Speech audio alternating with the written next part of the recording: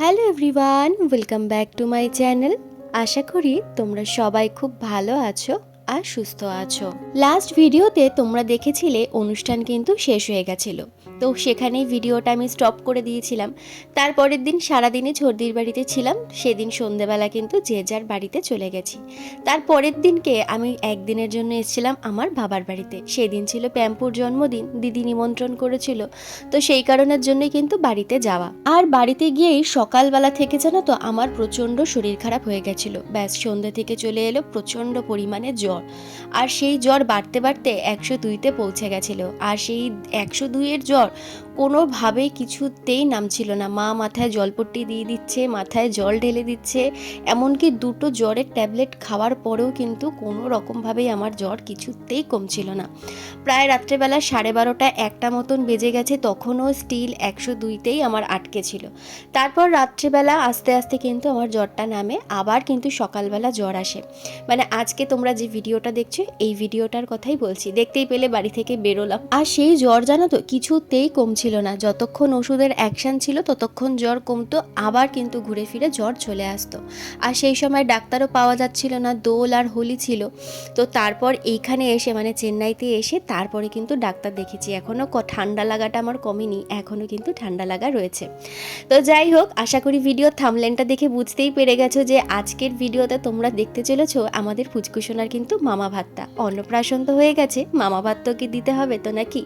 তো মিস্টার চক্রবর্তীকে বলেছিলাম যে আমাকে সকাল সকালই আনতে চলে যেও, তবে ও সকালবেলা জামাইবাবুকে নিয়ে গেছিলো বাজার করতে। তো সেই বাজার টাজার করে বাড়িতে রেখে তারপর কিন্তু আমাকে আনতে গেছিলো। তো সেই কারণের জন্য সকালবেলা আর আমার আসা হয়নি। আস্তে আস্তে কিন্তু 10টা 10:30 প্রায় বেজেই গেছিলো। তো বাড়িতে সবাই জানতো যে আমার জ্বর এসেছে, কারণ দিদিরা আগের দিনকেই চলে এসেছিল আর আমি ছিলাম ওই বাড়িতে। আর মিস্টার চক্রবর্তী রাত্রেবেলা কিন্তু চলে এসেছিলো, কারণ সকাল সকাল ওর যাওয়ার ছিল বাজারে।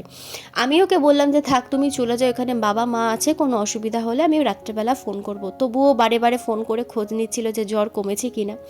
তো সেইখানে ওর থেকে দিদিরা মা বাবা সবাই শুনেছে যে আমার জ্বর। আর বাড়িতে এসে দেখি মা আর দুই দিদিরা মিলেই কিন্তু রান্না বান্না করছে। আর সব থেকে একটা খারাপ লাগার বিষয় কি জানো তো, আমাকে না দিদিরা বলে দিয়েছিল যে দেখ মামা ভাত তো সব রান্না করতে না পারলেও অন্তত 5 রকমের ভাজাটা আর পায়েসটা কিন্তু তুই ওকে করে দিস। আর আমার জ্বর থাকার জন্য আর শরীরটা এতটাই আমার খারাপ ছিল যে আমি কিছুই করে দিতে ওকে পারিনি, শুধুমাত্র পায়েসটা ছাড়া। তো আমার এত খারাপ লাগছিল না তখন, কি বলবো, যে আমার শরীরটা খারাপ হতে হলো আর এমন একটা দিনেই হলো যে এখানে আমি কিছুই করতে পারলাম না। তো যাই হোক, আর এখানে দেখো বাড়িতে এসে ওর জন্য পায়েসটা রান্না করে ওকে এখানে চলে এসেছিলাম তেলটা মাখাতে।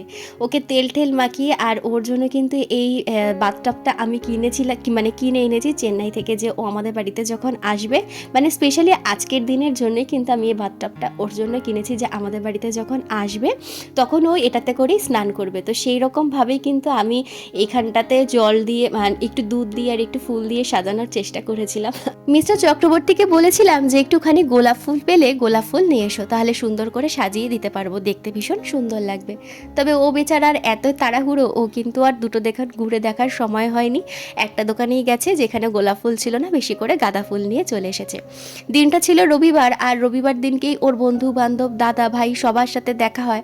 তো সেখানে একটা যাওয়ার আনন্দ ছিল, তো সেই কারণের জন্যই কিন্তু ও আর বেশি দেরি করেনি, যা হাতের সামনে পেয়েছে নিয়ে চলে এসেছে। আর গাঁদা ফুলটা আমার একটু বেশিই লাগতো, কারণ দুপুরবেলা খেতে দেবো ওকে যখন, একটু সুন্দর করে সাজিয়ে গুছিয়ে দেওয়ার ইচ্ছে আছে। তো এখানে ওর স্নান হয়ে গেছে, স্নান হয়ে যাওয়ার পর দেখো এখানে আমি ওকে সুন্দর করে এখন রেডি করে দিচ্ছি। এবার বাড়িতে গিয়ে জানো তো ওর উপরে না একটা আলাদা মায়া চলে এসেছে। এই যে এখন আস্তে আস্তে করে বড় হচ্ছে, ওর মুভমেন্ট, কথা বলার চেষ্টা, সুন্দর করে হাসি, আর তারপর মাঝে মধ্যে এমনভাবে তাকিয়ে থাকে না, মানে যেটা দেখলে সত্যি ভীষণ মায়া লেগে যায়। তো এবার বাড়িতে গিয়ে সত্যি মানে আসার পরেও আমি যখন এই ভিডিওগুলো এডিট করতে বসছি না, মানে ওকে দেখে আমার এত খারাপ লাগছে, মনে হচ্ছে যদি একটু থাকতো তাহলে আর একটু কোলে নিয়ে আদর করতে পারতাম। তো বাচ্চারা তো এমনই হয়, তাই না। তো যাই হোক, ওদিকে ওকে রেডি করে দিয়েছি, তারপর ও কিছুক্ষণ একটুখানি ঘুমিয়ে পড়েছিল। ওকে আমাদের ঘরে শুয়ে রেখে এখন চলে এসেছি দেখো যেই জায়গাটায় ওকে মামা ভাত খাওয়ানো হবে, সেই জায়গাটা একটু সুন্দর করে সাজিয়ে গুছিয়ে নেওয়ার জন্য। এর মধ্যেই দেখলাম আমার মা বাবা দিদি ওরা কিন্তু সবাই চলে এসেছে। আর এই ডেকোরেশনের এগুলো না আমি কিনিনি, জানো তো, চেন্নাইতেই তো আমাদের ছিল, তো সেখান থেকেই আমি কিন্তু এগুলো নিয়ে এসেছি, যে এই জায়গাটায় সুন্দর করে একটু সাজিয়ে দেবো। হ্যাঁ, খুব একটা আহামরি কিছু করতে পারিনি, তবে চেষ্টা করেছি খুব করে যাতে সবার ভালো লাগে আর জায়গাটা দেখতেও যেন সুন্দর লাগে। কারণ দেখো এই সব অনুষ্ঠানগুলো তো বারে বারে হবে না, এই অনুষ্ঠানগুলো একবারই হবে, আর এগুলোই কিন্তু স্মৃতি হিসেবে থেকে যাবে আমাদের কাছে সারা জীবন। তো এখানে বেলুন আর জায়গা ডেকোরেশনের জন্য কিন্তু আমার দিদি, যে বড় জামাইবাবু, ওরা কিন্তু সবাই এখানে হেল্প করছিল। আর গদিকে গুলু আর প্যাম্পু মিলে কিন্তু ফোলাচ্ছিল বেলুন। আর মনা কিন্তু এই সময় বাড়িতে ছিল না, কারণ ওর পরের দিনই কিন্তু একটা এক্সাম ছিল, তো সেই কারণের জন্য ও কিছুক্ষণের জন্য গেছিলো বাড়িতে। তারপরে আবার চলে এসেছিলো দুপুর মানে মুখপ্রসাদ হওয়ার আগেই কিন্তু ও আবার বাড়িতে চলে এসেছিল। তো এখানে এই জায়গাটা সাজানোর পর কীরকম লাগছে অবশ্যই কিন্তু কমেন্ট করে জানিয়ে দিও। আর এই বেলুনগুলো জানো তো, আজকে যখন সকালবেলা বাড়িতে আসছিলাম তখন কিন্তু এই বেলুনগুলো আমি কিনে এনেছি। তো ফাইনালি মোটামুটি আমাদের এই জায়গাটা ডেকোরেশন করা হয়ে গেছে। ভেবেছিলাম আরও কিছু একটু দিয়ে সাজাবো, তবে হাতের সামনে আর কিছুই পেলাম না, কারণ এইখানে সেরকম কিছুই নেই, তো এই কারণের জন্য আর সাজাতে পারিনি। তো এখানে দেখো ওরা কিন্তু বেলুন ফুলিয়েই যাচ্ছে, আর পাম্পারটাও আমি নিয়ে এসেছি যাতে কষ্ট করে মুখ দিয়ে বেলুন ফোলাতে না হয়। পাম্পার থাকলে খুবই কিন্তু তাড়াতাড়ি বেলুন ফোলানোগুলো হয়ে যায়। আর মেন পাম্পারটা আনা হয়েছে হচ্ছে ওই যে বাথটাবটা দেখলে, সেই বাথটাবটা ফোলানোর জন্য। তো যাই হোক, আর তারপরে আমি স্নান করতে চলে গেছিলাম, স্নান টান করে চলে এসেছি। আর এখন কিন্তু বসে পড়েছি পুচকু সোনার খাওয়ার থালাটা গুছিয়ে নেওয়ার জন্য। আমি বললাম দেখো আমি তো কিছুই করে দিতে পারিনি, অন্তত খাওয়ার থালাটা যদি একটু গুছিয়ে দিই তাহলে আমার দিক থেকে আমার অন্তত ভালো লাগবে। তো এখানে আমি চলে এসেছি ওর খাওয়ার থালাটা গুছিয়ে নেওয়ার জন্য। তো রান্না হয়েছিল অনেক কিছুই, এখন আর কিছুই মনে নেই কী কী রান্না হয়েছিল। আর ওর জন্য 5 রকমের ভাজা হয়েছিল, মাংস হয়েছিল, মাছ হয়েছিল, ডাল হয়েছিল, এত অবধি মনে আছে, চাটনি পাঁপড়, তার মাঝখানেও ইঁচড় চিংড়িও হয়েছিল, আরও অনেক কিছু হয়েছিল, সেগুলো এখন আর এই মুহূর্তে মনে নেই, কারণ অনেকগুলো দিন হয়ে গেছে। এখন আমি ভিডিও এডিট করতে বসেছি, আর খাওয়ার সেরকমভাবে কিন্তু কোনো ভিডিও নেই। তো সেই কারণের জন্য কী কী রান্না হয়েছিল এখন আর আমার কিন্তু মনে নেই।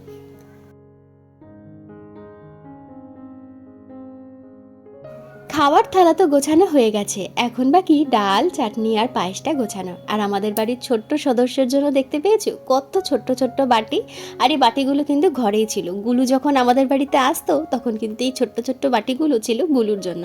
আর এখন গুলুর থেকেও ছোট্ট সদস্য চলে এসছে, তাই জন্য এখন বাটিগুলো ওর। তো সেই কারণের জন্য এই ছোট্ট ছোট্ট বাটিতেই কিন্তু আমরা ডাল, চাটনি, পায়েস এগুলো কিন্তু সাজিয়ে দিয়েছিলাম।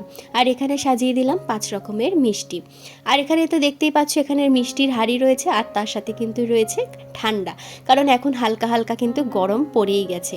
এদিকে খাবার থালা গুছিয়ে দিয়ে আমি কিন্তু সোজা চলে গেছিলাম শাড়ি পরতে। আর এখন জানো তো আমার শাড়ি পরতে কিন্তু ভীষণ ভালো লাগে।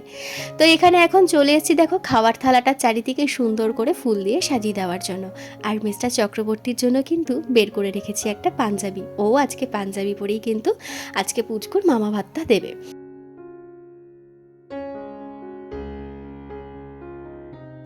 এখন জানো তো এই ভিডিওগুলো এডিটটা করতে বসে মনটা ভীষণ খারাপ লাগছে, কারণ এইবার বাড়িতে গেছিলাম মাত্র কয়েকটা দিনের জন্য, ওই হাতে গোনা 7 থেকে 8 দিন মতন হবে।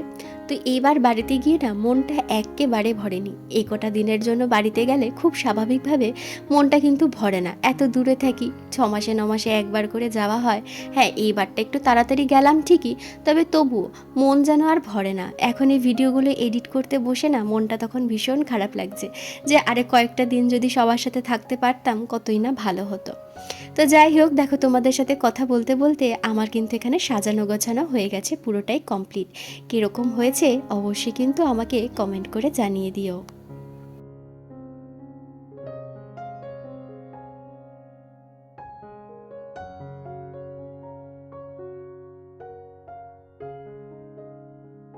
মামা তো এখানে বসে পড়েছে, আর এদিকে ভাগনা কিন্তু সুন্দর করে সেজে গুজে চলে এসেছে। আমার জানো তো খুব ইচ্ছে ছিল যে কপালে বাচ্চাদের দেখবে সুন্দর করে ফুল, তারা, চাঁদ এগুলো এঁকে দেয় না, ওকে সুন্দর করে একটা ফুল এঁকে দেবো। তো ওর কপালে মানে কি মাথায় সুন্দর করে একটা ফুল এঁকে দিয়েছিলাম সেই দিনকে, আর ছোট্ট করে পরিয়ে দিয়েছিলাম একটা টিপ। আর এই টিপটা পরে সত্যি ওকে কিন্তু একদম মেয়েদের মতনই লাগছিল। আর ছোটদির জানো তো খুব ইচ্ছে ছিল যে ওকে একটা মেয়েদের ড্রেস পরিয়ে ফটো তোলার, তো সেটা আর করা হয়নি। নেক্সট টাইম যখন বাড়িতে যাব চেষ্টা করব, যতই 1 বছর হয়ে যাক চেষ্টা করব ওর জন্য একটা মেয়েদের জামা কিনে ছোট্ট করে একটা ফটো তুলে রাখতে, এগুলোই তো থেকে যাবে তাই না। তো এখানে আমাদের ঘন্টু বাবা কিন্তু বসে পড়েছে খেতে, আর ওর মামা এখানে ভাত মাখছে, আর আমরা সবাই বলা বলি করছিলাম যে মনাকে আর গুলুকে না হয় আর একবার ওকে একটু খাইয়ে দাও মামা ভাত, কারণ অনেক ছোটোবেলায় খেয়েছে, ওদের তো আর মনে নেই, আর আমিও তখন ছিলাম না, ওর সাথে সাথে দুই ভাগনা ভাগ্নিদেরও কিন্তু খাইয়ে দাও একটু। তো এই নিয়ে চলছিল হাসাহাসি। আর এখানে দেখো মিস্টার চক্রবর্তী একটুখানি ভাজা দিয়ে ভাত দিয়ে মেখে প্রথমে একটু খাওয়ানোর চেষ্টা করছিল, একটা ভাতও খেয়েছে, তারপরে কিন্তু সব কিছু দিয়ে অল্প অল্প করে নিয়ে ভাত মেখে তখন একটুখানি দিয়েছে, মিষ্টি মুখে দিয়েছে, দইও মুখে দিয়েছে। ভিডিওটা দেখলে তোমরা আশা করি বুঝতেই পারবে। আর এখানে ওকে দেখো কি সুন্দরভাবে চুপচাপ হয়ে বসে আছে, মামার কাঁধে হেলান দিয়ে সুন্দর করে কিন্তু খাবার খেতে ও বসে গেছে। আর এখানে ওর মামা ওকে কিছুতেই একসাথে ভাত মেখে কিন্তু মুখে দেবে না, না তাতে কি হবে, ও নাকি টেস্টটাই বুঝতে পারবে না কোন খাবারের কীরকম টেস্ট। তো সেই কারণের জন্য ওকে প্রথমে একটা একটা করে কিন্তু ভাজা একটু একটু করে আর কি ওর মুখে দিয়ে দিচ্ছিল। আর এখানে ও তো সেরকমভাবে খায় না, ওই জিভ দিয়ে যেটুকুনি নেওয়ার সেটুকুনি কিন্তু চেটে চেটে খাচ্ছিল। আর এখানে মুখটা করে দেখো কীরকম আমাদের পাকু বুড়োটা।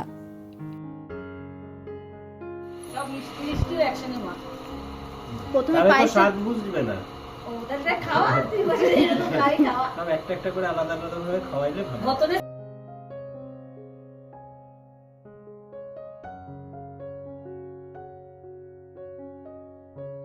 ফুটেছে বাবা, মাথাটারে পর্যবেক্ষণ করতে তোকেই দেব বাবু হাত নাড়াইতেছে যে সব সব তুই খাবি, খা পুরো ভালো করে।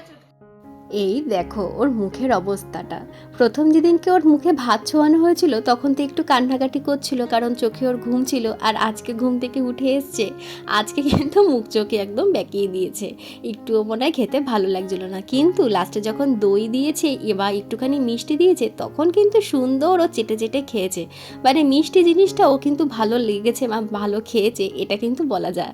আর ওদিকের থেকে সবাই বলছিল দেখ এদিকে একটুখানি তাকা দেখি তুই কীরকমভাবে খাচ্ছিস, কীরকম লাগছে তোর মুখটা, ওদিকে দেখানোর জন্য। তো যাই হোক এখানে সব কিছু দিয়ে দেখো এখন অল্প অল্প করে একটু তো ভাত মেখে ওকে খাইয়ে দিল দেখতেই পেলে। আর এই যে এখন কিন্তু ওকে দিচ্ছে দইটা, দেখো কি সুন্দর ও চেটে চেটে কিন্তু খেয়ে নেবে এই দইটা বেশ ভালোই কিন্তু টেস্ট পেয়েছে, ভালো করেই খেয়েছে। আর ওকে আমার এখানে সত্যিই দেখে হাসি পাচ্ছে, এত শান্ত, আর আমার দিক থেকে ওর মাথাটা কিছুতেই ও ঘোরাচ্ছিল না। এই দেখো দইতে কিন্তু ভালোই টেস্ট পেয়েছে, দেখ কি সুন্দর চেটে চেটে কিন্তু খেয়ে নিল। তো তারপর সব কিছুই ওর মোটামুটি মুখে ছোঁয়ানো হয়ে গেছে, তো সবাই বললো যে এরপর একটুখানি জল দিয়ে দে, তো সেই কারণের জন্য এখান থেকে একটু চামচে করে জল দেওয়া হচ্ছে।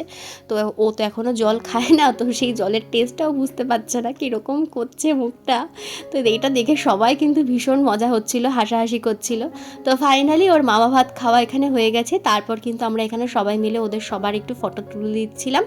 তো চলো আজকের জন্য ভিডিওটা এখানেই শেষ করে দিলাম, দেখা হচ্ছে আগামীকাল নতুন আর একটা ভিডিও নিয়ে। ততক্ষণের জন্য সবাই সুস্থ থেকো, ভালো থেকো। আর এদিকে দেখো আমি সমস্ত খাবার কিন্তু এখানে গুছিয়ে দিয়ে গেছি, এখানে ছর্দি বসে সবাইকে খেতে দিচ্ছে। আর ওদিকে দুই বাবা কিন্তু বসে পড়েছে টেবিল চেয়ারে, কারণ নিচে বসে খেতে একটু অসুবিধা হয়, তো সেই কারণের জন্য। আর এই হচ্ছে আমাদের রান্নার একটুখানি ক্লিপ নেওয়া হয়েছে, কি রান্না হয়েছিল, আর বেশি কিছু মনে নেই। তো চলো আজকের জন্য এখানে শেষ করে দিলাম, দেখা হচ্ছে আগামীকাল নতুন আর একটা ভিডিও নিয়ে। আর আজকের ভিডিওটা তোমাদের কিরকম লাগলো অবশ্যই কিন্তু কমেন্ট করে জানিয়ে দিও। টাটা।